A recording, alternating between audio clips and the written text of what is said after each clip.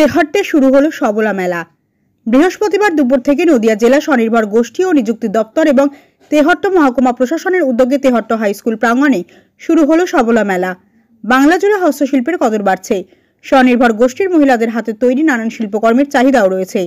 মহিলাদের হাতে তৈরি নানা শিল্পকর্ম বিক্রির জন্যই রাজ্য সরকারের সবলা মেলার আয়োজন করে থাকে, যাতে করে মহিলারা স্বনির্ভর হতে পারেন।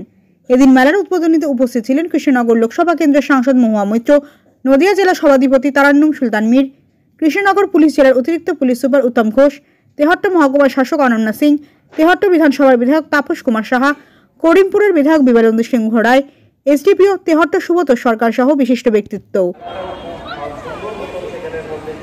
কৃষ্ণনগর পুলিশ ডিস্ট্রিক্ট নদিয়া এবারে উদ্বোধন অনুষ্ঠানের মঞ্চ থেকে তার বক্তব্য রাখার জন্য অনুরোধ করছি নদিয়া বিধায়ক তারান্নুম সুলতান মীর মহাশয়।